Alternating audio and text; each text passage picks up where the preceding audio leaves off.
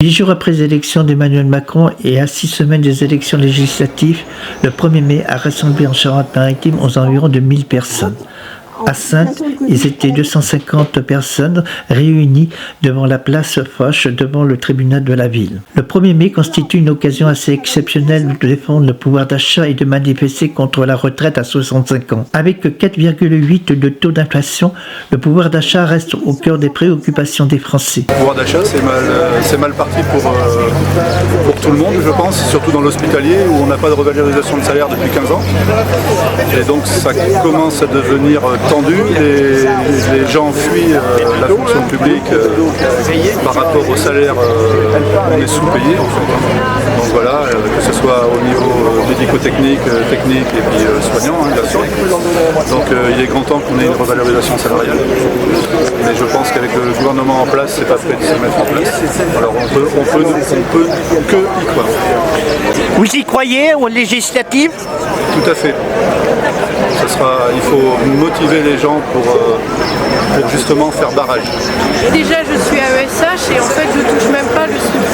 Alors pour ma part, moi je voterai l'Union populaire puisque je suis derrière Mélenchon depuis 2012 parce que dans 3 ans il n'y a plus aucun retour en arrière par rapport à la planète. Donc il n'y a pas d'alternative possible, c'est l'Union populaire. Macron n'a rien fait, il a même été condamné pour son inaction. Donc voilà. Les législatives, c'est notre dernière chance. Nous le savons, si Macron a été réélu dimanche dernier, c'est pour éliminer la menace de l'extrême droite. Le fascisme n'est pas une option, n'est pas un jeu. C'est un poison mortel pour la société. L'extrême droite a été et restera pour toujours l'ennemi des travailleurs et des travailleuses. Et disons-le clairement, Macron et ses alliés de tous bords ne sont pas un barrage à la progression du fascisme. Le précédent quinquennat a même démontré qu'il n'est qu'un seul tremplin pour ce fascisme. Notre union syndicale solidaire a toujours combattu et combattra toujours les mesures qui, au lieu de s'en prendre aux actionnaires, au patronat, opposent les salariés entre elles et eux.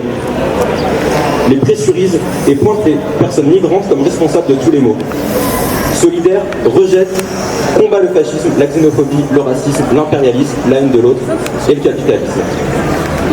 Contre ce capitalisme destructeur, contre ce néolibéralisme macroniste et contre l'extrême droite, nous devons renforcer les luttes sociales et mettre plus que jamais en avant la solidarité et la paix entre les peuples.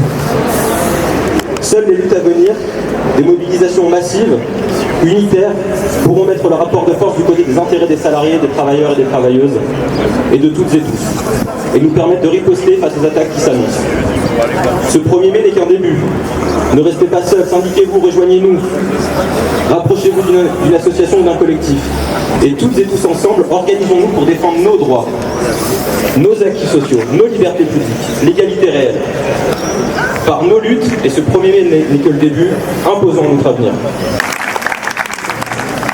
En ce 1er mai, le SMIC augmente de 2,5%, une hausse annoncée par le gouvernement qui fait passer le salaire minimum à 1 302 € net, soit 34% par mois supplémentaire. Une augmentation que la CGT juge encore insuffisante.